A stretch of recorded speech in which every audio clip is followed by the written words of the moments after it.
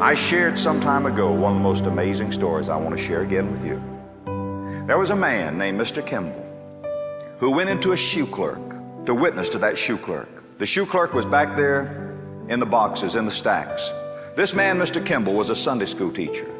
This 19-year-old boy was in his class. Mr. Kimball laid a trembling hand on the shoulder of that shoe clerk and told him about Jesus.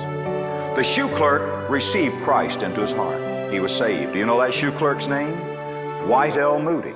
Now, the young people may not know about Dwight L. Moody, and some of you older people may not, but he was one of the greatest evangelists that God ever put on this green earth. He started out in Chicago just teaching boys and girls in Sunday school and winning a lot of them to Christ. He became a speaker. He was a layman, really never ordained, but he was so powerful preaching the gospel that he was invited over to England to preach.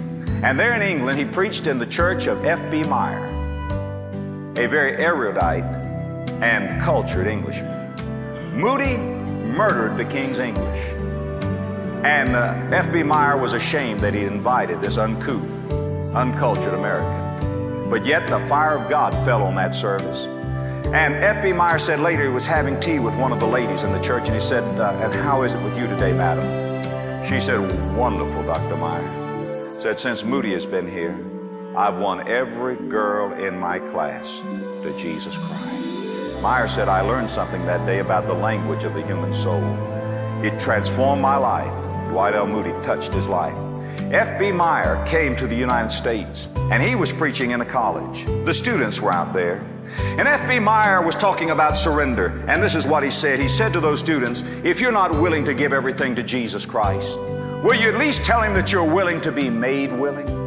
And a student out there was named Wilbur Chapman. Wilbur Chapman said, oh God, that's me. I haven't been willing. Chapman was ready to quit. He was about to get out of school.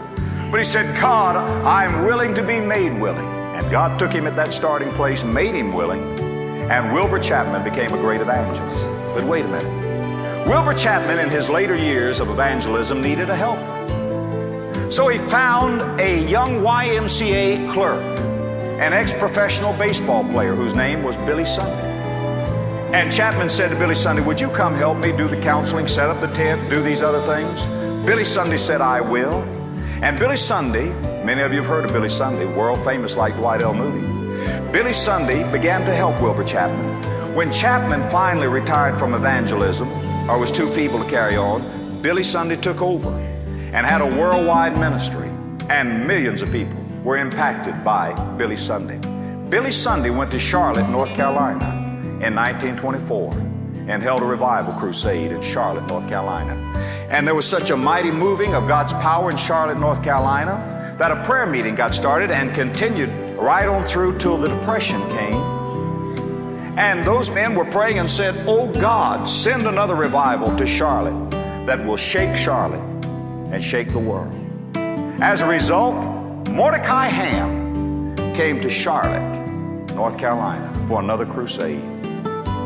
And in that crusade, when Mordecai Ham was preaching, a young, tall, lanky, 16-year-old farm lad came forward and gave his heart to Jesus Christ. His name was Billy Graham, who's preached to kings and princes around the world, national television by satellite and so forth. The impact. But how did all of that start? Trace it on back to a Sunday school teacher who got serious about soul winning and told a shoe clerk about Jesus. You don't know what you may do when you bring a soul to Jesus Christ.